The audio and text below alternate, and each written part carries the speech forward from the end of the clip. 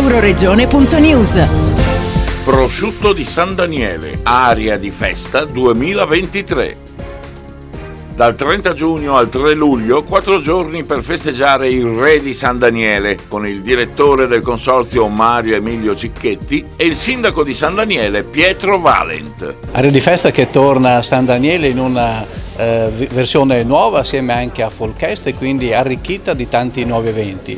Torna dopo una stagione che ci ha visto essere beneficiari di flussi turistici importanti e credo che anche l'Aria di Festa di quest'anno, che apre l'estate al 30 di giugno, sarà proprio lo starting per un'altra stagione di grandi successi e di grandi presenze a San Daniele. Le novità sono tante, in particolare questa combinazione con Folkest e poi la ripetizione dei treni storici. Sarà un bel treno storico da Trieste a Gemona che poi porterà tante centinaia di persone proprio a San Daniele a godersi una giornata, spero, di sole e sicuramente di allegria e di buon cibo. Aria di Festa è giunta alla 37esima edizione, riparte nel 2023 dopo 3 anni di stop dovuti al Covid, quindi torna nella sua conformazione tradizionale.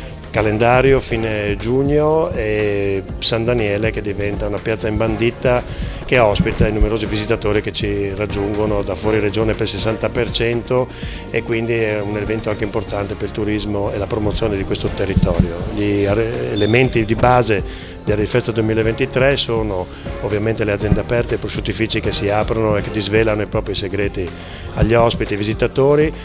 La città che si mette a disposizione per ospitare chi ci raggiunge, diventa una tavola imbandita, quindi in ogni borgata, in ogni piazza si può degustare il San Daniele.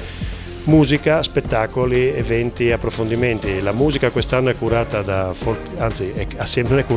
è celebrata da Folkest assieme a noi a San Daniele, perché assieme presentiamo ognuno il suo evento e quindi avremo le piazze anche con i grandi concerti di Folkest.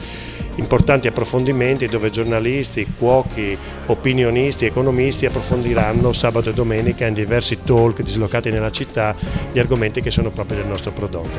Alla fine rimane un evento che promuove prevalentemente il territorio con la scusa di portare le persone a San Daniele. Ricordiamo che nel 2022 San Daniele è stata decretata come la principale e migliore meta enogastronomica monitorata sulle interazioni internet. 33 milioni di interazioni nel 2022 hanno messo come San Daniele obiettivo e scopo di una visita enogastronomica, quindi questo è stata la città più cliccata d'Italia e questo dice lunga sulla valenza che ha il prosciutto e il prodotto per questo tipo di territorio. Da Udine per Euroregione News, Marco Mascioli.